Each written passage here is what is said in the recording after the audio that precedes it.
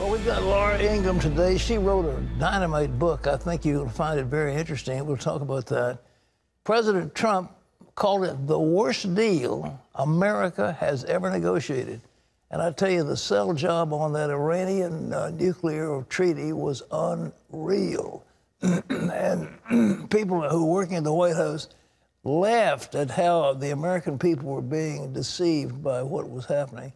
But it looks like Trump's getting ready to declare that the Iran nuclear deal isn't in the national security interest of the United States.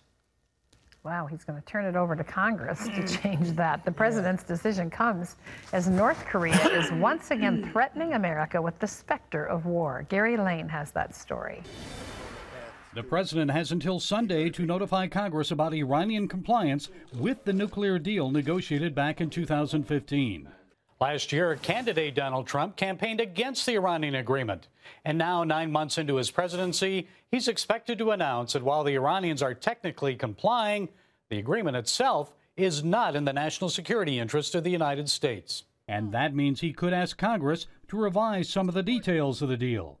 He's reportedly opposed to the requirement that Iran's compliance with the deal must be certified every 90 days. The president believes that's nearly impossible to do when Iran doesn't allow inspections of its military bases. They're suspected of housing illicit nuclear development facilities. Appearing on the Sean Hannity show Wednesday night, the president again said it's the worst deal America has ever negotiated. It's a very bad deal. I'm not saying anything different tonight that I have been saying for 2 years. Yeah.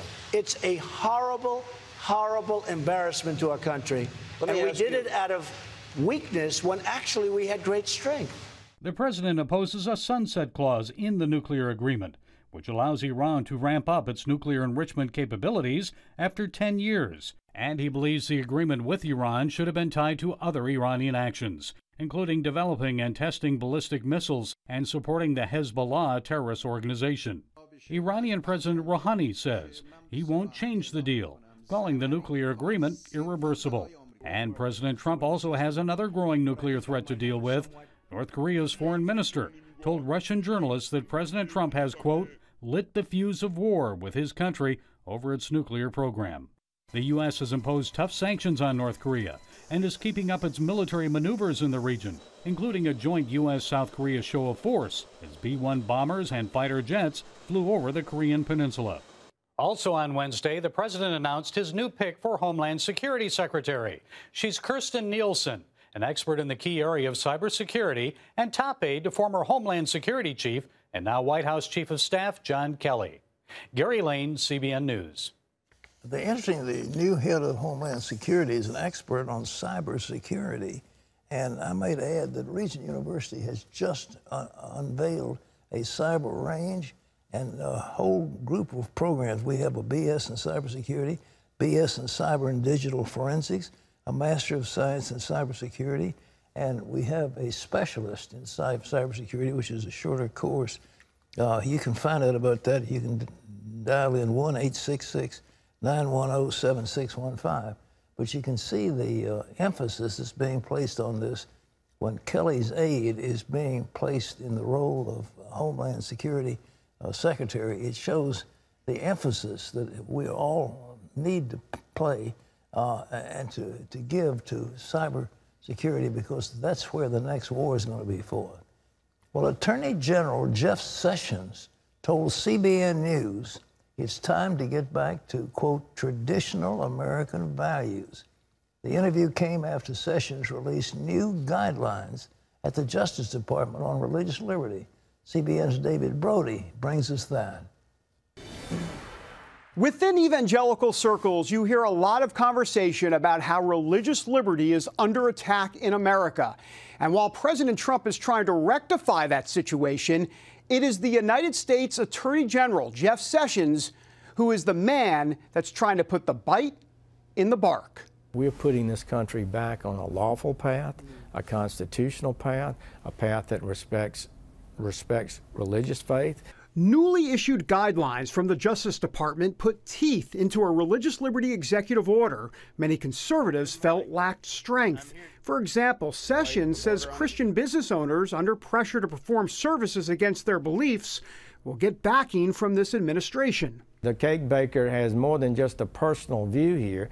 He has a religious view, and he feels that he is not being able to freely exercise his religion by being required to participate in a ceremony in some fashion that he does not believe in.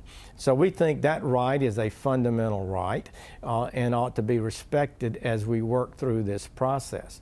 Sessions sees this new defense of religious liberty as a strong signal to those who have tried to weaken that constitutional freedom. I think we've had a slide over quite a number of years in which courts and advocates and politicians have disrespected the primacy of law, and that has long-term damaging effects for the country, and we're trying to get us back on the traditional view that protects us all in the long run. Do liberals and progressives need to not be so concerned when you use the word traditional view? They get a little out of sorts when you use like a word like traditional. Absolutely. I think they are too sensitive to that sometimes.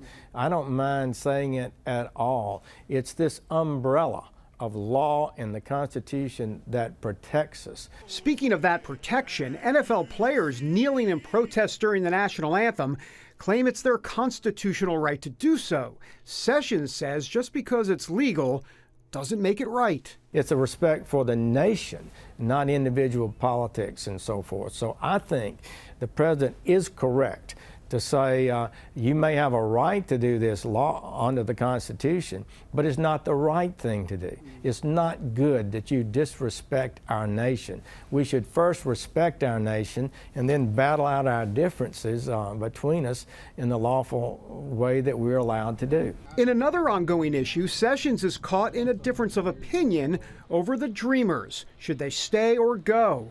Known as a hardliner on illegal immigration, we heard some wiggle room from him in our interview. The president does have sympathy for people, young people who may have been brought here at an early age and have gotten into no trouble, and we have to wrestle with what to do about that.